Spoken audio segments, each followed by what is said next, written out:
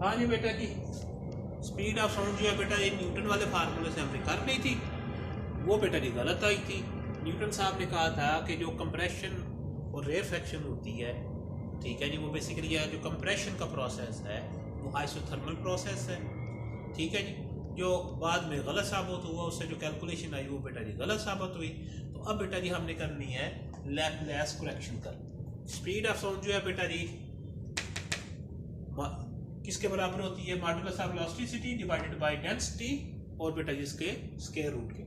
Laplace साहब ने कहा कि जो वो कंप्रेशन या रेयरफेक्शन जो होती है, जो कंप्रेशन का प्रोसेस है, वो बेटा जी क्या है, उसमें हीट जो है वो ट्रांसफर नहीं होती। टेम्परेचर की बात नहीं की, उसने कहा कि जी वो हार्टर रीजन जो है या उस और कोल्डर रीजन में जो है बेटा वो ट्रांसफर जो है वो बेटा जी हीट की वो नहीं होती।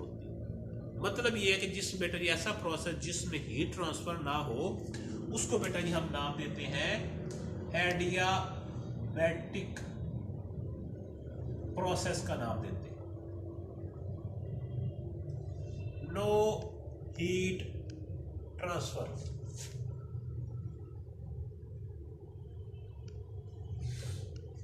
ठीक है जी। अब हीट ट्रांसफर नहीं हो रही लेकिन टेम्परेचर ट्रांसफर हो रहा है। जहां पे कंप्रेशन होगी वहां बेटा जी हीट ज्यादा होगी, और जहां पे बेटा टेम्परेचर ज्यादा होगा, और जहां बेटा जी रेयरफेक्शन होगी वहां पे टेम्परेचर जो होगा वो कम होगा। ठीक है जी। तो टेम्परेचर जो है बेटा जी एक रीजन से दूसरे रीजन जो है बेटा जी वो मूव कर सकता है, लेकिन हीट जो है वो बेटा जो कंप्रेशन वाला प्रोसेस है उसमें बेटा जी हीट लॉस नहीं होती। हीट जो है बेटा जी वो इतनी ही रहती है। वो उसमें बेटा जी हम उसको नाम देते हैं एडियाबैटिक करेक्शन, एडियाबैटिक प्रोसेस का नाम देते हैं। और ये बेटा जी लैप्लेस साहब ने इसकी करेक्शन की थी। तो इसका मतलब ये होगा कि अगर बेटा जी, तो उसके लिए चले वो बाद में हम बात कर लेते हैं। तो अगर बेटा जी जो कंप्रेशन है बिफोर, उसका प्रेशर V था और वॉल्यूम V था, तो आफ्टर बेटा जी compression P plus delta P हो गया, और जो वॉल्यूम जो है बेटा जी कंप्रेशन की वजह से डिक्रीज हो गए, V डेल्टा V हो गया, V माइनस डेल्टा V हो गया। ठीक है जी, कंप्रेस हो गया, वॉल्यूम डिक्रीज कर गया। अब एडियाबैटिक प्रोसेस के लिए जो बेटा जी आप देखते हो बॉयल्स लॉ जो है बेटा जी law for adiabatic process, adiabatic process वो बेटा जी किसके बराबर होता है? P V gamma is equal to constant. Gamma को बेटा जी ये जो गैमा है इसको हम कहते हैं कि molar specific heat of a gas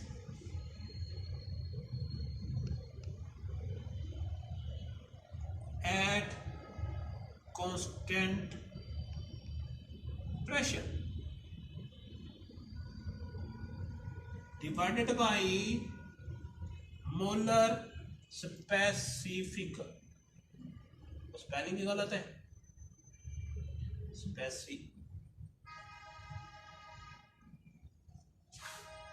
molar specific heat of a gas at constant volume. इसको बेटा जी हम CP/CV कहते हैं। ये बेटा जी रेशियो होती है molar specific heat at constant pressure divided by molar specific heat at constant volume. ठीक है जी। तो ये बेटा जी हर गैस के लिए डिफरेंट होगी, इसको बेटा जी हम देख लेते हैं। ठीक है जी। अब before Boyle's law, before compression बेटा जी बॉयल्स लॉ ये हो गया, और आफ्टर कंप्रेशन बॉयल्स लॉ बेटा जी हमारा ये वाला हो गया। ठीक है जी। अब हमने यहां से क्या करना है, इस टर्म से v जो है बेटा जी वो हमने कॉमन लेना है। जब बेटा जी हमने v कॉमन लिया,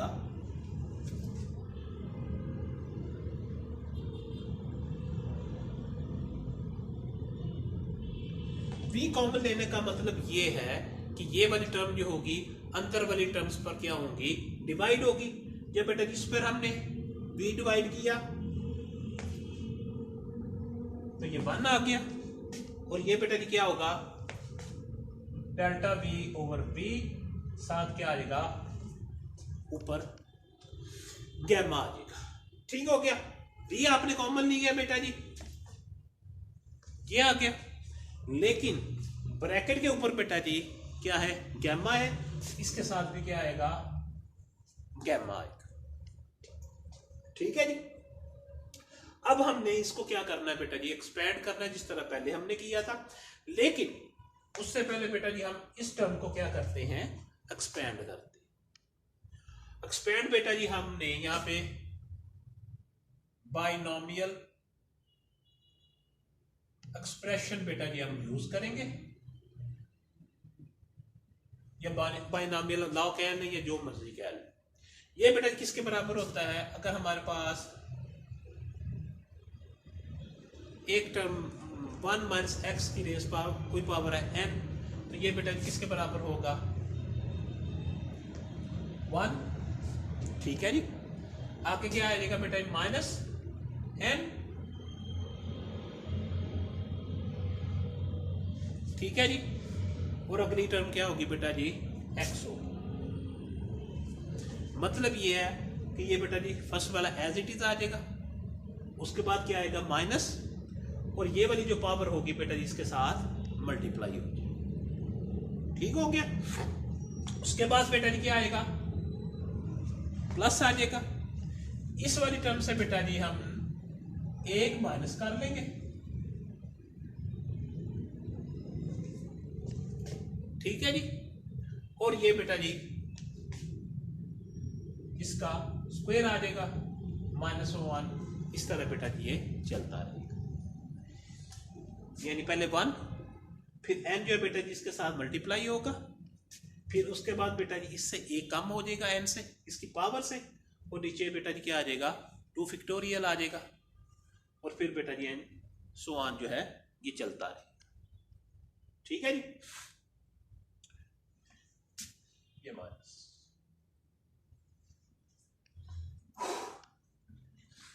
अब बेटा जी हमने इसको एक्सपैंड करना है इस तरीके से, डेल्टा v ओवर v, साथ बेटा जी आगे power gamma, first term as it is minus, आगे बेटा जी गैमा इसके साथ मल्टीप्लाई होगी, gamma delta v over v plus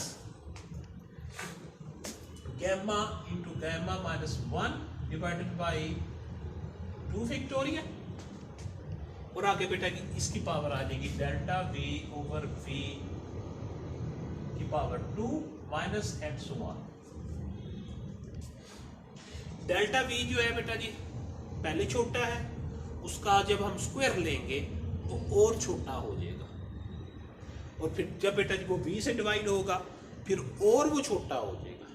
तो इसलिए बेटा जी हमने ये जो हायर पावर्स जो हैं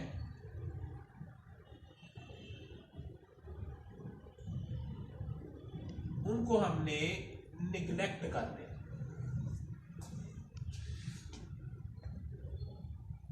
ठीक हो गया नहीं। तो बाकी हमारे पास ये बच गया 1 minus delta v over v की power gamma, 1 minus gamma delta v over v। ठीक हो गया। इसको बेटा जी हम यहां पे लिख लेते हैं।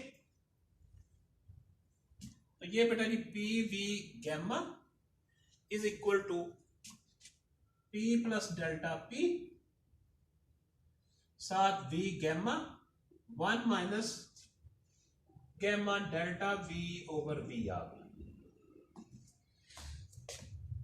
ठीक है जी। p को बेटा जी जब आप इसके साथ 1 के साथ करेंगे तो ये v गैमा भी अंदर मल्टीप्लाई होगा, p v गैमा आ गया। उसके बाद बेटा जी P माइनस गैमा P साथ V भी है बेटा जी।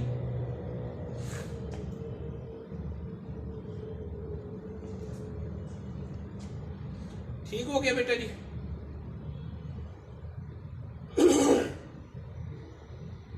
उसके बाद बेटा जी डेल्टा P इसके साथ होगा,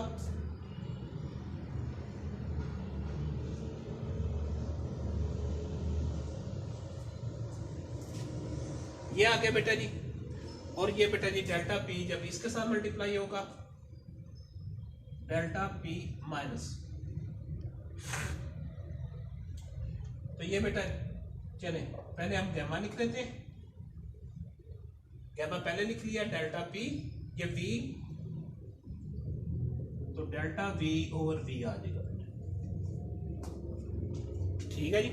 वही तरीका डेल्टा P और डेल्टा V बेटा जी वेरी स्मॉल है, इनकी जो प्रोडक्ट होगी वो भी बेटा स्मॉल होगी, तो इसलिए बेटा जी हमने इनको निगलेक्ट कर दिया।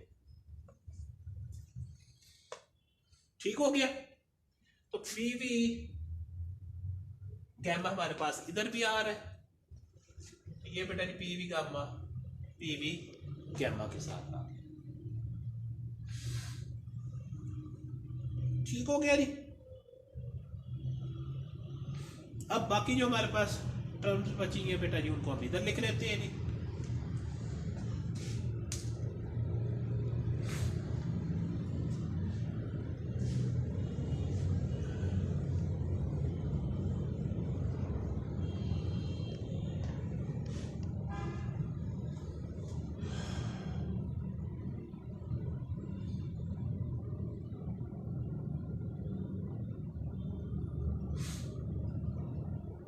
तो ये बेटा जब हम इसको लेफ्ट साइड पर लेके आएंगे तो ये पॉजिटिव हो जाएगी, तो ये gamma P V gamma delta V over V is equal to delta P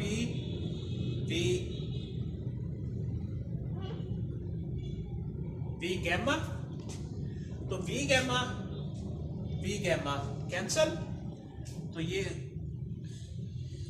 gamma P delta V over V delta P को बेटा जी हम इधर रहने देते हैं,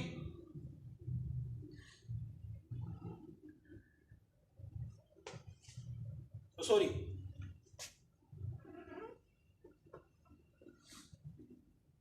गैमा P को बेटा जी हम इधर रहने देते हैं, तो ये आ गया। इसको बेटा जी हमने डिवाइड कर दिया,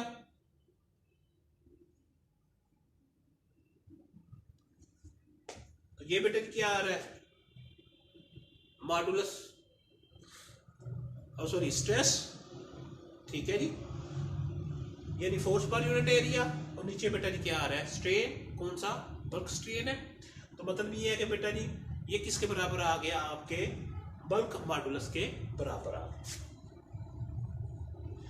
ये वाली वैल्यू बेटा जी हमने यहाँ पे पुट कर दी। V जो है बेटा जी वो आपकी स्पीड ऑफ साउंड है, E की जगह बेटा जी हमने ये गैमा P रो, तो ये बेटा जी सॉरी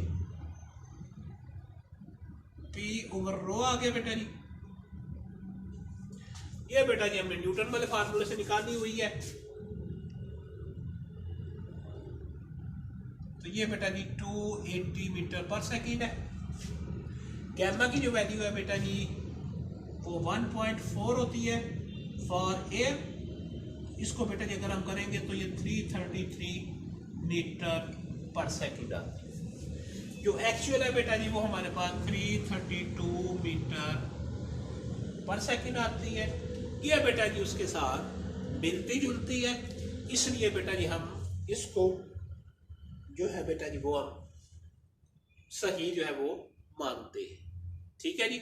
न्यूटन ने कहा कि जी प्रोसेस जो है वो आइसोथर्मल है, लैपलेस ने कहा कि जी आइसोथर्मल नहीं है, एडियाबैटिक है। आइसोथर्मल में क्या है, टेम्परेचर आपका कांस्टेंट रहता है, और एडियाबैटिक में आपका क्या है, आपका आपकी हीट जो है वो बेटा जी कांस्टेंट रहती है, टेम्परेचर इधर उधर जा सकता है। तो ये बेटा जी आपकी क्या होगी, स्पीड ऑफ साउंड आ गई। इसमें बेटा जी न्यूटन फार्मूला भी आ गया, वो बेटा जो गलत था। और उसके बाद बेटा जी लैपलेस करेक्शन आपकी ये वाली आ गई। ठीक है जी।